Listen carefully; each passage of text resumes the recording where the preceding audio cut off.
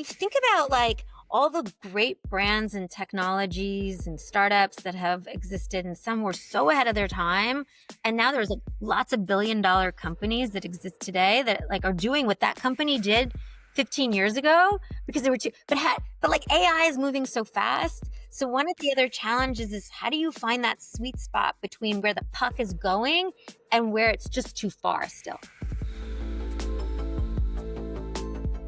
Hello, everyone, and welcome back to Identity Architects, the InfoSum podcast that spotlights the leaders in the media industry shaping the future of data-driven marketing. I'm your host, Ben Cicchetti, and this week I am joined by my fellow Ad Age The List member, Karina Kogan, President and CMO of Napster. Welcome to the podcast. Thank you so much for having me.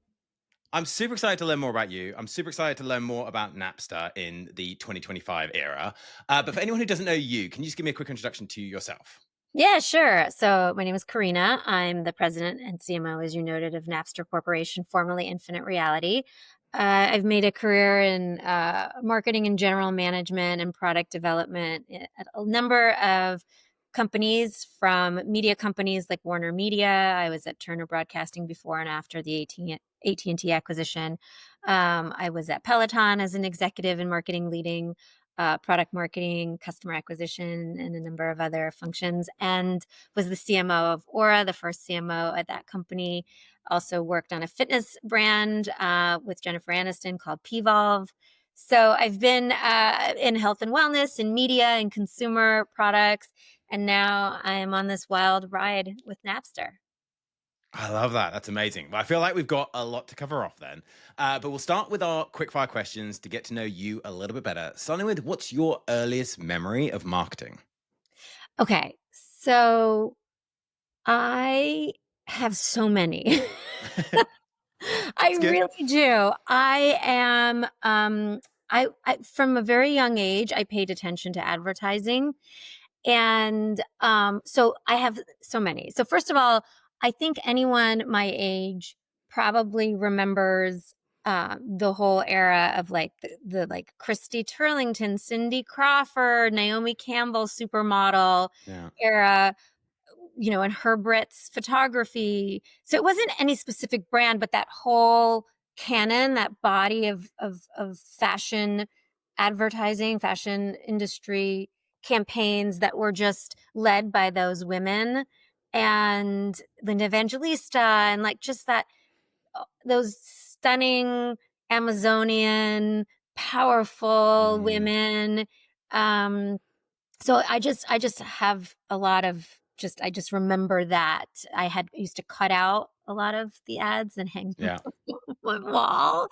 Um, but I also have very early memories of a lot of advertising that to this day I reference in meetings, which is wild because at the time that those ads came out, I was just a kid, Mm, but they had such a lasting impression on me that I still think of them in like my career and everyday life, or even just like as a consumer. So I'll give you a couple quick examples. One is I've worked for a lot of founder-led brands. Peloton was a founder-led brand. Pvolve is a founder-led brand. Napster, the current Napster, is founder-led. And I always talk about the best, most iconic founder-led ad campaign of all time, I think, was the early 80s Hair Club for Men. Do you remember the Hair Club for Men ads? I'm not just the Hair Club president, I'm also a client. And they showed the before and after. To me, yeah. that is like the epitome of like eating the dog food, authenticity, founder led. I solved the problem, or you know what I mean? I use my own products. It was just such a compelling ad campaign. As I often reference, I'm not only the Hair Club for Men president, but also a client. And another example is Dunkin' Donuts. Do you remember the time to make the donuts? We don't have Dunkin' Donuts in the UK, so I feel like I'm missing Oh, out oh right my now. God. Like to this day, every now and then I'll sing that jingle. I'm gonna have But to go on just what an YouTube after this. iconic, memorable. I mean, Duncan has obviously changed. It's changed its name. It's changed over time. But that campaign was just, I thought that was, like still sing that song. Yeah, Like, yeah. another brand you don't have in the UK is Carvel ice cream. Do you know that brand? I don't know. still around. My son just turned 18, asked for a Carvel ice cream cake, and I sang the jingle to him. Carvel ice cream. So nothing beats I a love really that. good 80s jingle. Anyway, those are some of my favorites. I love that. And it is often the jingles that kind of sit with you and you feel for a very long time. So I think that's amazing. And if you take yourself back to that time, cutting out those pictures of supermodels, admiring those advertising campaigns, what did you want to be when you were younger? Well, I wanted to be a diplomat. Interesting. I Okay. wanted to be like the ambassador to France or Yeah. Italy. I love travel. I love Europe. I love not just Europe. I love I love travel in general to any place in the world. But I always imagined that my job would be communicating and negotiating, but I wanted a mix of travel in there. So I figured, okay, if I could negotiate and communicate on behalf of my country, but Yeah. do it in France, in Yeah. Paris, or in Florence or Milano, that would be really nice. I love that. And obviously, CMO, brand ambassador in many, Yeah, many ways. So there you go. you're there in a different kind of way. Totally. In that case, kind of what was your first job in marketing? Okay, so my first job in marketing was for a video game company called IDOS Interactive. Yeah. They were the maker of one of the most iconic, famous video games I think of all time, which is the Tomb Raider series. I don't know if you remember Lara Croft and Tomb Raider, and eventually like Angelina Jolie and Yeah. Alicia Vikander played her in movies. So I worked at IDOS straight out of college in a marketing role in San Francisco, and video gaming was like an amazing video game advertising or marketing in San Francisco during the dot-com bubble was such a great place to be because video gaming is like sits at the perfect Venn diagram between technology and entertainment. And I feel like that led a lot of my career from then on, you know? Yeah. And Yeah. now you're in the immersive experience world, which is Yeah. a gaming world in its own right. And we'll definitely Totally. dig into that a little bit. Yeah. So, what advice would you offer to someone who's maybe just starting in their career in marketing? Well, these days, like, I wouldn't have given this answer a year ago, but now I'd say, like, you better sort out AI and how to use it. Like, there's really, like, no other, like, AI, I don't know, use it, Yeah. But, one of the things that I've recently been talking to a few young people who are either going to college or getting out of college, and one of the things we've been talking a lot about, or they're curious about, is whether they should go work at a startup or a large company, and the Mm, difference between what their career paths depending on what they choose, because obviously in a very large traditional company, you get the benefit of a lot of infrastructure and kind of like training, and it's yeah. like very like kind of regimented, and your role is very well defined, and you're part of it, so but then you don't necessarily get to be in the room or have as much impact, or maybe you're not learning as much because you kind of aren't one of many in a very large department versus one of few, or maybe the only one, right? Where you get to sort of be exposed to so much more, and both come with their benefits and you know um kind of challenges. Yeah. So that's one theme that I've talked a lot is like, how do you figure out which one is right for you? How do you figure out what's the kind of the horse you want to ride into your career Yeah. Yeah. future? So I don't know if that's advice, but it's something that been spending a lot of time talking to young people about, is really unpacking the difference between those two options. Yeah, I agree. And it's super interesting because there are kind of different challenges for each, but there's also different benefits for each. So I can totally see that kind of weighing up. From your perspective, then, thinking about your career, starting in the kind of video gaming space to now where you are at Napster, what do you think it was that drew you into the marketing industry? And then what kind of keeps you in it to this very day?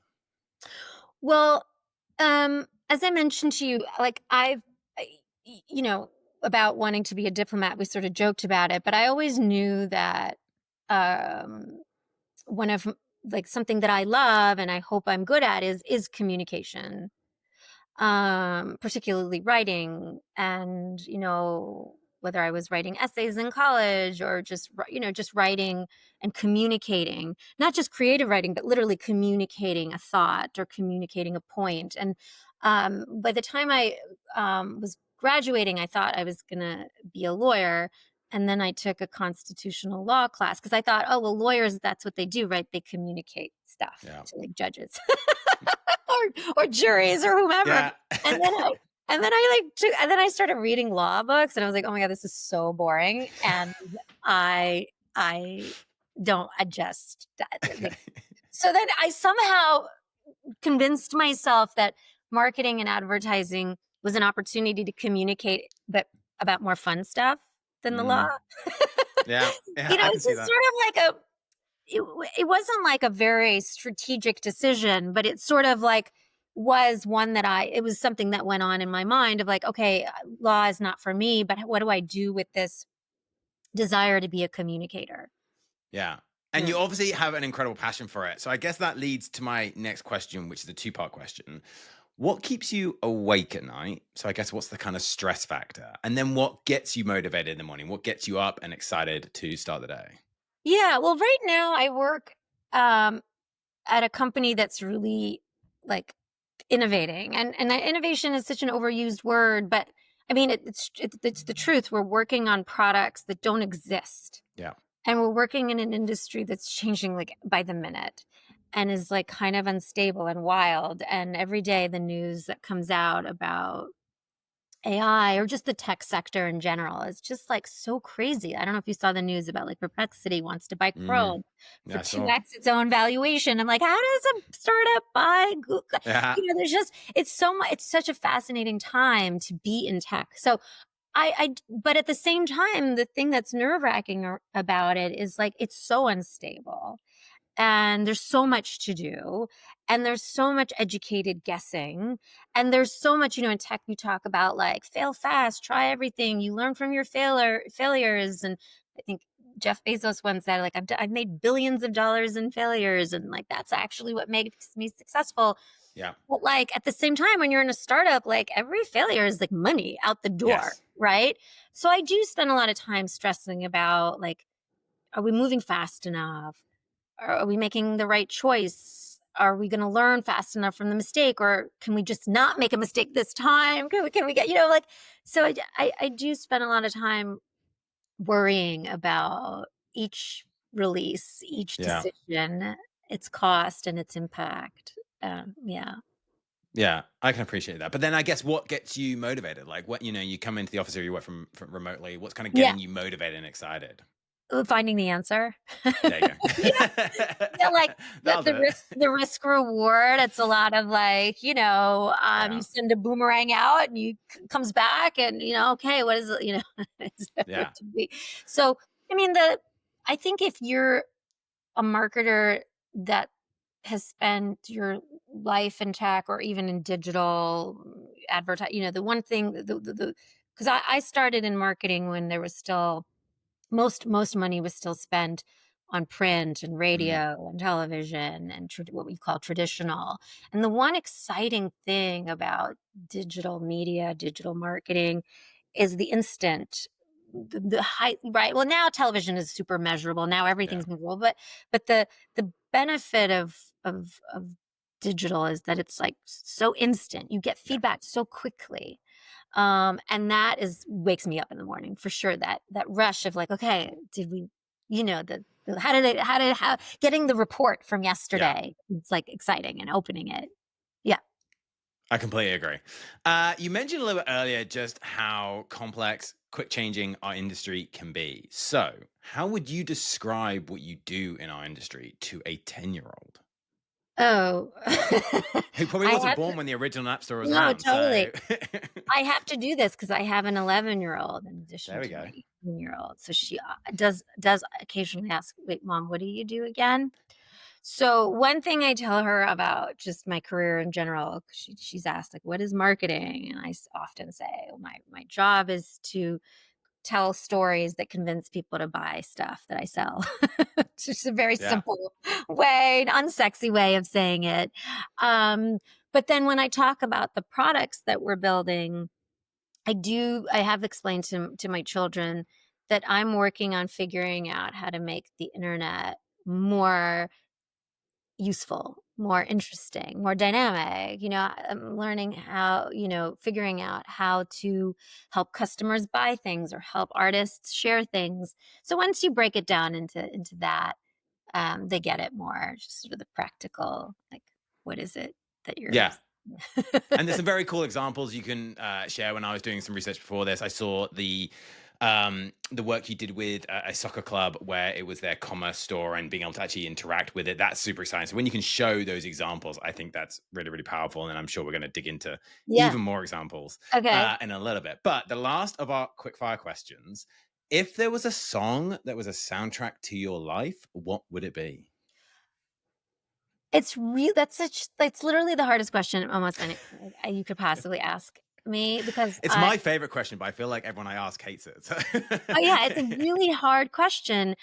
So, because my favorite artists aren't necessarily the artists with songs that have a soundtrack to my life, and that's what you have to Okay. sort of reconcile. Like I love Bob Marley and like Led Zeppelin, and then I was Yeah. like, what songs would be this? But lately I've been feeling um the song Love and Happiness by Al Green. Yeah. And there's a line in it where he says, y "You be good to me, I'll be good to you, and we'll be together." Yeah. There's something about the simplicity of that line where it's just like, what else do you want? Like, there's Yeah. like, period, mic drop, end of story. I just love the power and simplicity of that line, and I think it's like a real truth. What else could we ask of each other? Whether your family, your spouse, your colleagues, you be good to me, I be good to you. We'll be we'll be I together. love that. I love that. That's amazing. Well, we have a playlist on Spotify that we will add that to so everyone can enjoy it. And that's actually quite an interesting segue because today it's all about playlists, it's all about streaming. But as a millennial, I remember the time when Napster was the biggest music entity and it was such a huge brand. And I'm super excited to know that Napster, in some way, shape, or form, is back. Yeah. For many people hearing that name, maybe they will be confused as they Yeah. might remember the Napster that I'm referring to, the file sharing Napster. Can you walk us through the evolution of the brand Yeah. and kind of what drove that decision to adopt the Napster name and what it kind of means to you personally to now be the kind of the CMO and the face of that in many ways? Yeah. So Napster as a music service still exists, and you can download it and stream songs on it. And as a matter of fact, just last week we launched a new feature in it that's like a social feed that lets people share content and share songs. And we actually have an editorial team that's curating content in our feed, but we also created some AI editors, and there's like Nice. AI personas are also publishing to the feed. So Yeah. we'll see how users respond to that, but I think it's kind of neat. So the music service does still exist. But so we acquired the company early this year in 2025, and Infinite Reality, which was the parent company and the company that bought Napster, is a company that has been, we like to say, working on the tech stack for the internet's next act. It's a mouthful. I like Um, that. Maybe it's not as easy to say as time to make the donuts. Yeah. But what we mean by that is our thesis is that the future of the internet will be spatial. It'll be more Mm, like a video game, right? More like what you've seen in Mission Impossible, and less like a 2D grid that you click on and sort of navigate today. The other thing that we believe, and it's this is non-controversial, is that the web will also become much more conversational, right? With mm, Because of AI. Already you're talking to Gemini or Siri, right? You're yeah. talking to whoever, Alexa. Already our interactions with technology are becoming a lot more conversational and a lot less just like text. Yeah. And so some of the experiences of the technology that we're building are, and what you saw in the Benfica, which is the Portuguese sports club that you referenced, who's a client of ours, is building the technology that enables spatial experiences, spatial gamified, really visceral, dynamic 3D world building, and the ability to converse with the experience, with AI, with each other, to use conversation as a means of navigation versus just clicking around. Yeah. And so those are the technologies that we're building. And this is why you asked me what keeps me up at night. It's like, how do you make all that work? Is definitely a challenge. But when we bought, to finish answering your question, when we as Infinite Reality bought Napster at the top of this year, our CEO said to me, I love this brand, and it has so much more awareness. And that announcement of our acquisition had just drove so much buzz and Mm, press attention. And we sort of looked at our like each other and sort of said, there's like still a lot of equity in this brand 100%. and what it stands for, right? Like this sort of pioneering spirit. It's a little rebellious, disruptive. It's like, bold. Yes, it got in trouble, but it did pioneer a new way of doing things. It Yep. did open the door to new technology, new experiences, a new way to consume, share content, and because what Napster pioneered was later leveraged by lots of other companies, Yeah. and so we felt that pioneering legacy or association was one that we felt like should represent the whole company, and so we changed the name. So the new Napster is so much more than music. The new Napster is this innovation company that's trying to build capabilities for brands to embrace gamification, 3D world building, and conversational AI or agentic AI. Um, but but yeah, we still also have a music service. I love that. And I think the innovation is so interesting with Napster because, to your point, and maybe a historian will correct me, but what Napster did possibly led to the introduction of iTunes, which in turn led to then the introduction of Spotify and Apple Music and all the services that we now enjoy today. So that kind of seed was planted in a very exciting brand that people in my generation, everyone knew Napster, everyone knew about it, and everyone was using it, and everyone was excited by it. For new audiences, how do you explain that this isn't just, as you said, it's not just a music service anymore? And how do you turn that into an asset rather than kind of a liability of people assuming it's still the file sharing and the streaming services that everyone's Yeah, kind of more familiar yeah. with? I think it's going to take time. Hmm. I think it's going to also take products and services that consumers adopt or businesses adopt at scale, right? So if you're interacting with something called Napster every day and that thing is not a music, like Yeah. I mean, I'm very keen and big on product-led growth, not just like, flooding the zone with a bunch of advertising. I think that um you know, taking a high quality, great, useful product to market that people love and interact with and that gives them value, right? Put gives is something that changes how they behave, for example, which is something for Peloton has done and Aura has Yeah. done. I think doing that with the product rather than with marketing is, is our approach right now, which Yeah. is let's build great sticky products, get validation from the market that we have product market fit, and then you start. Yes, then you start. Maybe then I could buy a Super Bowl spot that says the new Napster Yeah. or music or whatever. I like that. And I love, as I did go and have a look and I did play around with a couple of the immersive experiences that you have on your site. And I think it is super interesting when you think about where behavior is moving to, because the consumers of the future, the consumers that are today, they're playing Fortnite, they're playing Roblox, they're used to these very immersive experiences, and they're used to interacting now more and more through things like Roblox with brands through those immersive experiences. So today, through Napster, you're building in kind of the metaverse and AI. What communication challenges have you encountered, and how have you collaborated or calibrated the narrative to reach both legacy and new audiences? Yeah. What's the communicate? I mean, there's so many communication challenges. I like to lead with like benefits Hmm. driven language. And particularly when you're trying to reach business decision makers, like with our B2B product suite, um, what you really do want to lead with is results. Like, how does this product how can this product help you, or how has this product help others like Yeah. you who are solving similar challenges?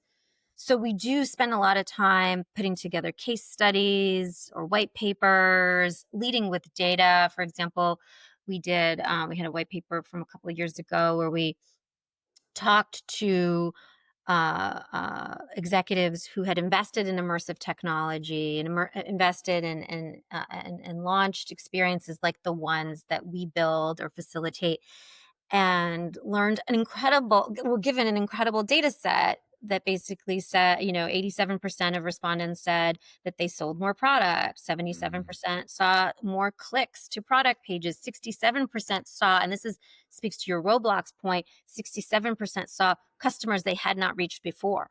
And that's Hmm. actually, I think, the most important stat, even though it's the lower number. Yeah. Because incrementality is so important. And we talk, you mentioned Roblox, and the reason I love that analogy is that young people spend more time on Roblox every day than on TikTok or Yeah. Instagram combined. And so the stickiness of that platform, the immersion, right? The engagement that it drives across so many behaviors, because it's not just playing a game. It's chatting with friends, it's Yeah. finding new friends, it's shopping, right? It's discovering new products. So I think that the to answer your question, ultimately, like, how are we building communications? I think we're building with results first. Comms. Here are the results. Here's a Yeah. case study. Here's how this brand did it. Here's the benefit and the benefits language, uh, versus just, trying to kind of lead with maybe emotion or aspiration, which you might see more in consumer and obviously less in B2B. Yeah. Yeah, it's interesting, and I always think it's an interesting challenge. So I'm a very similar to you, leading with results, but I'm also a big believer in having a really strong brand purpose, brand Mm, vision, the mm. why, as a lot of people would call it. So, as you took Infinite Realities and then you took Napster, who had its own brand values and its own kind of brand ethos, how are you setting today's brand values, today's brand voice for a platform that's in such rapid transformation? Yeah. Oh gosh. It's really hard. I mean, one of the things that's the most important to us, and I know a lot of brands say this, but like, it's literally, anytime you talk to our CEO, he's going to say this, like a he's like, I always say, it's like pretty consistent, which is, it is really important for us to empower businesses, particularly small businesses and creators, with assets, and in particular with data that they otherwise would not have, and or b, that is typically not given to them through the other tech intermediaries that they have, Mm. that they deal with, right?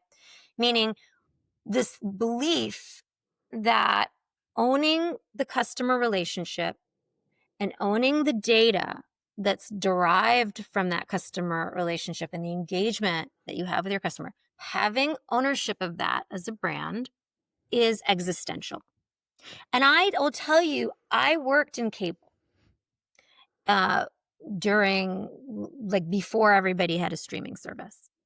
And that's what happened, right? Mm. Because if you were a television network, and I was at TBS and TNT, you didn't own the relationship with the viewer. You didn't have their email Yeah. address or know who they were. You paid Nielsen to find out if people were watching. And guess who had the billing relationship with the customer? The cable provider, right? Yeah. Dish, Direct, Spectrum, um, and so on, right? So, and then Netflix came out and said, no, we're gonna own the whole thing, end to end. Yeah. Right? We're gonna buy shows, but we're gonna make our own shows. We're gonna distribute our own shows. We're gonna own the billing relationship. We're gonna own the customer relationship. We're gonna have all of the data ourselves. We're going to know who's watching, when they're watching, what they like. We're going to end to end. We're going to have all the information under one roof. And it was a runaway hit, right? And it disrupted an entire industry called cable. Yeah. And it took a while for everybody to catch up. And there's a lot of reasons it took a while for everybody to catch up. But it's such a great example of what can happen to a business and industry, if you lose sight of that in the modern era, and you give up your customer relationships, you give up that data. Yeah, I agree. I consider myself a content marketer, and there's a content marketing podcast that I love called This Old Marketing, and they talk a lot about don't build your home on rented land. Yeah. Meaning, if you're building your business based on another platform and they have control of the data, they have control of the algorithm, and they have control of kind of everything, they can shut down tomorrow and you lose your customer base, or they can change a slight change to their algorithm and you disappear off people's feeds. So you need to own that relationship. You need to use those platforms because that's how you reach people, 100%. but you need to find a way to own that relationship. And your experiences are how people are able to kind of own that, right? And I've seen that over and over in my career, not just cable. Yeah. Do you remember back in the day when search arbitrage, everybody was trying to arbitrage right on Google. Yeah. And I worked 100 years ago, and I'm really dating myself. I worked at City Search. I was the head of marketing and reporting to the CMO at City Search. And we were trying to digitize the yellow pages, not just be a restaurant guide, but essentially Yeah. take all local businesses and digitize their internet presence. And then what happened? And we were using Google to arbitrage, right? We would sell a Chinese restaurant a click for $1, and we would buy that click from Google for 30 cents and make 70 cents on a dollar. I'm obviously whatever. Just Yeah. example. And then Google was like, wait, we could just digitize local. We could just Yeah. have something called Google Local. Like, why do you have to let's just give the result and charge the Yeah. business our and gone, right? Like, Yeah. when was the last time have you ever visited yellowpages.com or never, Not for a long right? time. Not for a long time. No, I don't know that. I don't even know. And the same was true. Do you remember the company called Demand Media? I don't know that. No. They were a similar company, but anyway, it's this exactly the textbook examples of building your house on rented land, and the importance of not doing that. Um, yeah, so that's something that's central. You asked about what drives us, our mission or values. Like, ultimately, what is the real value that we want to deliver to customers? The real value we want to deliver to customers isn't an immersive, beautiful experience. It's this level of sovereignty Yeah. over their customer relationships and the data that they own. And one of the things that definitely comes through in a lot of what you guys are doing is this kind of challenger spirit, this kind Yeah. of disruptive spirit. And I feel like maybe that's come from Napster. Maybe that was something that was always at Infinite Realities. But how do you embody that kind of challenger spirit, disruptive spirit internally and then externally as you kind of redefine Napster today? Yeah. Well, it definitely comes from within for sure. Where there's like we're a feisty bunch. But Which you need. how do- yeah, I mean, listen, creatively, I think we try to translate obviously our values and our personality and sort of the tone and of the challenger spirit of the brand visually, like when we did we updated the logo and the brand ID, and we took that sort of the music ID, which is the cute round faced cat Yeah. with the headphones, and changed it into this very like intense looking, we call her Prism Cat or him Prism Cat, both to reflect the spatial nature of our products. But there's also certain intensity and motion to Mm, the new brand identity, even in a single color, the the profile of the cat is sort of off center, and there's a certain like it's there's sort of emotion and more intensity, yeah. and confidence in the look and feel of the brand. So that's one way where I hope it's translating.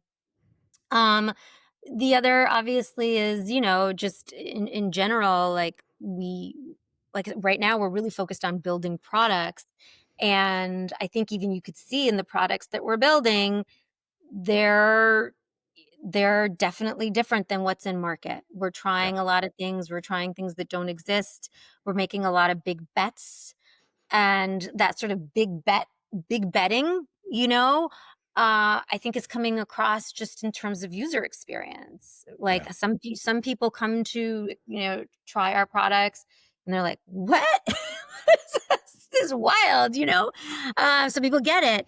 What the goal is to bridge the gap between what is quickly evolving and going to become old today to too soon.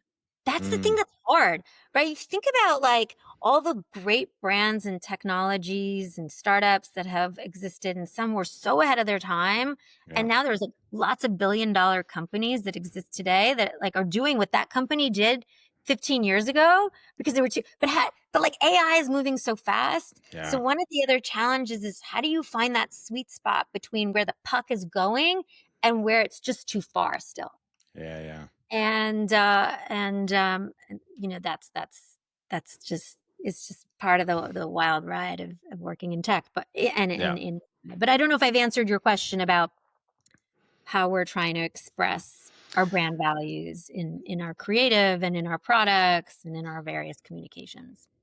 Yeah, I think you have, because I think it's in everything that you do. It's how you present yourself, it's how you bring yourself, it's how you talk to me today. Everything kind of comes across as that kind of disruptive challenger approach. And I agree, finding that sweet spot where a technology, the example I've used in the past is QR codes, is where, 5, 10 years ago, everyone was trying to, or more than that, 10 years ago, people were trying to push QR codes on everyone. It kind of fell flat.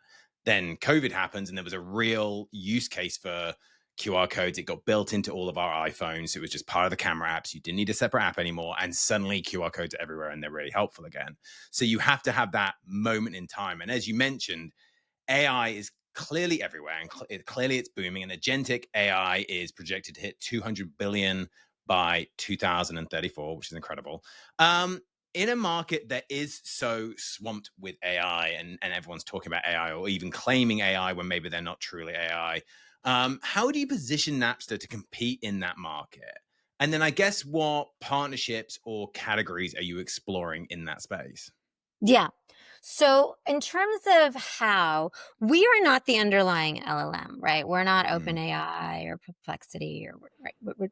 We're not. We are middleware. We are building experiences on top of that technology that we think add additional value. And the other thing that is driving a lot of our work in AI specifically is actually using embodied video based agents. So, mm, your primary experience today, for example, with OpenAI, our CTO refers to it as a terminal, meaning like yeah, yeah, you could talk to it, yeah, but it's primarily like text based. Your yeah, text, your Whereas our experiences are very much driven by human-centered conversation with personas. And that's where I'm talking about like sometimes people say, wow, that there's sort of an uncanny valley. Like, do I really want, but like it's going there. You are that this sort of to your point about QR codes, like there was a time at which they were just seemed like a nuisance or inconvenient. And now you sort of like, well, of course you're going to scan the code. It's yeah, so much easier to just put the thing on your phone and make the order than to like open a menu or whatever. yeah, How dare you? How dare you ask me to read these yeah, flip pages? So, so a lot of the sort of the middleware, the wrapper, the sort of the front end, if you will, experience of our products is fundamentally different than a lot of other AI agentic tools that are out there. The other thing that you asked for categories, or I forget the word you used, about partners. The other thing we're very keen on solving for with our products is improving e-commerce. mm, And the reason for that is like e-commerce today is actually not like a great business. Like unless you're Amazon, like mm, e-commerce for the average business like kind of sucks. Um and the average e-commerce conversion rate for a typical website is 2.5%. okay, So like I don't know what spreadsheet anybody's running where like losing 97 and a half out of 100 people who visit your site is like like a high five. And like the shopping cart abandon rate is like 50 to Mm, 60%. Like this is like after somebody adds something to their cart, they've gone through the effort of finding something that interests them. They've browsed, they've discovered, they've read a little bit, they've looked at a few reviews, and they added something to their cart. One out of two or more will usually abandon that cart. Can you imagine going into a physical retail store, finding something that interests you, getting in line, and then leaving the line? Why yeah, would you leave the line? You would leave the line because it's too long, it's inconvenient, it's right. You're like, this is just not, oh, this is not worth the wait, right? yeah. There's just there's friction in the line, so you get out of the line. But you right. So I think there's a lot of opportunity for the technology that we're building to remove some of the friction in the purchase funnel, to remove some of that attrition and make shopping more fun and delightful, both the discovery and the transaction. And like I said, we're really early on the journey, but it's anybody who improves that 2.5% is going to add Yeah. trillions of dollars. You know what I mean? Like billions, maybe more. Maybe, I might be, I don't mean to sound like Dr. Evil or like 1 bajillion dollars, but there's so much value that you could put Yeah. back into the pockets of so many businesses if you could just improve the conversion rate in e-com. So that's one big use case or problem that we're trying to solve for. Yeah, and it does feel like there has been a huge surge in interest in those types of experiences, in those kind of agentic experiences where AI can not only just inform you, but it can act on your behalf. How do you think that will shift? Now, how do you think that shift will change music, media, e-commerce, and the kind of just broader consumer behavior? Yeah, I mean, there's been a lot of talk about AI democratizing stuff. Yeah, Just because now, like, the barrier to entry to make things like an app or, a store, website, right? Just some of that friction to get into a market is being removed to create content. And it comes with a lot of challenges. And, they're the industry, lots of IP owners are really worried about also, how do you what you don't want to do is create a situation where people are using your IP for free, obviously, right?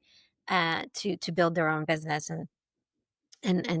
but to answer your question, unencumbered by like, okay, keep in mind there's some work to be done here on how this ends up working out or the rules of the road. But for the most part, I think for artists, for creators, for influencers, for independents, right? Um, I think it's AI is awesome. It's a yeah, gift. yeah, The ability with very few resources and just some tech to get something off the ground, to make something. yeah, We're all becoming makers. And I think that's exciting. Even me, like I'm making stuff that I never dreamed that I would ever make before. yeah, Because I got curious. I want to try it. Oh, I have an idea. To yeah. go from idea to a prototype is the distance is so short now. So I think it's phenomenal. And I can't remember if it was Sam Altman who said, like, or that we're entering an era where it's possible we're going to have our first $1 billion company that's staffed by one person. Oh, Yeah, yeah, the idea that one person can create incredible value, can run a business end to end just with the power of these tools. And so I think it's super exciting. yeah. Like I said, I think where it gets tricky, of course, is how do you do that and protect you know, the the IP owners that came before you? How do you make sure that credit is given where credit is due, right? Yeah. And I also think there's a trust challenge that people have around how kind of AI might make decisions or curate content. So when you're looking at the experiences that you're designing, what's your approach to designing those experiences in such a way that they are useful, they are transparent, and they're trustworthy, and they're going to build trust and protect the trust of the brand?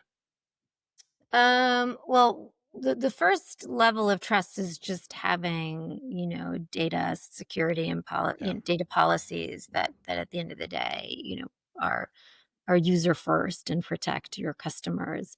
But as far as like, you know, technology that leverages sort of human-centered design. The truth is, there's lots of best practices, like things like, reducing the number of steps it takes to make a thing. Like those are Mm, simple things that, we all aspire to do is how do you go from A to Z as seamlessly as possible? How do you skip the other letters in the alphabet and just go from A to Z because we're all like so impatient. But the answer to your question or how honestly is just rapid development. Like mm, make, put out, see how user responds, change. Make, yeah, it's not long. We don't have very long cycles. We don't do, but as a marketer who loves research, I'd love to be able to like, well, let's just like go in a bunker and like write a brief and hire an agency and do some market research and then in like 3 to 6 months we'll have a hypothesis yeah, there's like zero patience for that in our company, which again is both a blessing and a curse because it's a blessing in the sense that we learn really quickly. It's a curse in the sense that like it's just the frenetic pace of doing things can just be really really intense, and it's a it's a skill to keep up. yeah. Yeah, but and it's to that point, we businesses today need to move at the speed of consumer behavior, and consumer behavior is changing at such a rapid pace, and it's changing so quickly. Um, and I think what's interesting is as you look at these immersive experiences, as we say, they are becoming so incredibly interesting, so incredibly engaging. So, what's your view on where the future of immersive experiences, immersive entertainment goes? And where do you think consumers will engage most next? Well, I think I'll take the second part of the question first, and then I'll come back to the first part. The answer with where things are going next is the browser. Hmm. Meaning, like, a lot of immersive experiences, have been locked behind applications and hardware. You Yeah. have to download an app or you need, glasses, right? You need the combination of software and specialized hardware to make something work Yeah. in immersive historically, VR, AR, whatever, right? Um, and I think more of that capability is coming to the browser, and you'll be able to do so much more just on the internet, just on vis-a-vis an internet connection, and increasingly also on your phone. Um, because immersive, a lot of spatial experiences, for example, are also just heavier and they take longer to Mm, load, and so that makes delivering them over mobile, harder. But I think you're going to see more and more for immersive to be ubiquitous, and for immersive, in order for it to be ubiquitous, it needs to be on your phone. So I think that's where we're going. yeah. Historically, that's been challenging. And then the evolution of the experiences is definitely gonna be very AI driven in the sense that, as I mentioned, I think you're gonna see more and more embodied Yeah. human-like agents, right? That we're gonna get over some of the friction or that we have with sort of talking to AI. Um, and I think we're just gonna see them sort of be in our lives more. We were actually joking in a creative meeting yesterday about like AI as sort of the third wheel in your life, your wingman, Yeah. like you're just like you're AI, and like, and some people think maybe, oh God, that sounds creepy or horrible. I don't think it needs to be that way. I think it could Mm, be incredibly helpful. There's so many things in our life that we use today.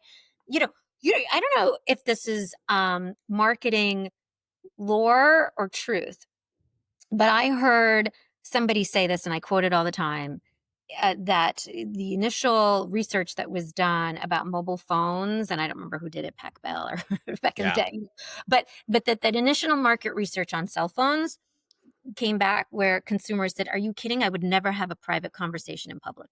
Mm, What makes you think I would walk down the street and talk to my spouse or my mother or have a private so conversation interesting. in public? That's Yeah. absurd, right?" Yeah. And now, like, it's like an appendage, our phone, Yeah. right? And everything is like in that device. It's our Yeah. wallet. It's our, forget about just talking on it. So I think, there's always examples in history of technology where initially there's just this like blatant rejection or something seems weird or creepy or just unintuitive, and then over time it literally becomes part of our lives, and not in the creepy weird way that we had imagined or freaked out about early on. So I hope that's the case. So I do think, to answer your question, I do think we're going to see more talking to and living with Yeah. agents in our lives in a way that's really intuitive, really seamless, really integrated, really helpful. And right, I just saw a video yesterday on LinkedIn about a robotics company that had sort of the video was of a robot folding laundry. It's just Okay. solving the task of folding laundry, and Yeah. I'm like, I don't know, like, as long as it doesn't attack us, I'm kind Yeah. of down for like the robot doing the laundry. Do you know what I mean? A hundred So percent. yeah, so I think that's inevitable. Yeah. Yeah. Yeah, I think it is and I think in many ways for me, the way I looked at it is like it's kind of what everyone wanted Siri to be when Siri first came out, right? Like I actually want Siri to be so much more interactive, so much more helpful than it is right now. Right now, Siri can do certain things when you ask it to do it. Like the example I give is I'm terrible at remembering to text people on their birthday. I really need like an AI agent that's going to just like a Siri that's going to tell me, hey, it's your nephew's birthday. Here's a message you could send them. Like I need that kind of like, it's almost like the virtual system most of us don't have, kind of looking after those kind of very, very kind of day-to-day activities. And I think it's super interesting to think about it from when we come back to kind of the Napster brand and the evolution of the kind of the Napster brand from Infinite Realities to who you are today. If you look forward 12, 18 months, what's your definition of success for Napster as a reimagined brand? And then what metrics are you going to use to show that you're on the right path? Yeah. I would love I hope that, a year, 18 months from now, there will be, I'll say millions, but whatever, many, Yeah. highly scalable, what we'd consider scaled, number of Napster spaces on the web. And a Yeah. Napster space is essentially an immersive web page or website or module you could choose that is contained with an agent that supports your users with live conversation, customer support, sales support. I would love to see more websites powered by our technology. Um, and that would be such a win. Because to prove out the thesis that this is what consumers want and that this kind of user experience will fundamentally improve and change the way we shop, I'd love to have, just proof of that in the millions. Yeah. Yeah. Yeah, I agree. I agree. I think that's a super interesting way to look at it. Um, Obviously, this podcast is all about people like yourself who are doing this kind of pioneering work and have done pioneering work throughout their career to use data and to use media to deliver those better immersive customer experiences that we know work better. So when you look to people that you admire within the industry, who would you nominate for me to interview on an upcoming episode of Identity Architects? Oh, I've mentioned this person in the past because people ask me that often, like, who do you love and admire? So one is my former boss, who was the CMO at TBS and TNT, went on to be the CMO of Showtime and Paramount Plus. A guy named Michael Engelman. I think Michael's so interesting and so creative. He's just a delightful, brilliant person who's had a very long storied career in entertainment. So I think he's quite would be fun to talk to. Um, I also am obsessed with Liquid Death as a brand. Yeah. And their head of creative would probably be a killer interview. They have such an amazing sense of humor. I think they've proved how great entertaining storytelling can lure consumers into a brand and actually build a business. And so I don't know that person's name, but I'll just whoever is doing that, you should Yeah. talk. I will listen. Tune in. He's hit me up. Let me know when it's live. Subscribe, like, share, heart, Yeah. everything. That one. Um, Yeah, I think that, and I don't know if you have catching any of the uh, just controversy over the latest ad campaign with Timothy Chalamet for Cash App. I've missed this. Oh, you have to watch the spot. Okay. But I would love a digest of that campaign. I think it's Mm, really cool. Some people like really hate it, interesting. and I love it. I think it's Okay. really interesting and cool and just irreverent Yeah. and yeah. So I don't know who that is either, but Yeah. We'll I yeah. track them down. Yeah, I much more like follow the work than the Yeah. individuals, although I suppose I should follow the individuals as well, but yeah. We'll figure out who, and we'll approach them Yeah. and try and get them on the podcast. Yeah. I appreciate that a lot, and look, I appreciate you so much being on the podcast with me today. It's been super interesting to talk about a brand that is going through such quick evolution in an industry that's going through such quick evolution and rapid evolution. So I really appreciate you being on Identity Architects with me today. I really appreciate you having me on Identity Architects today.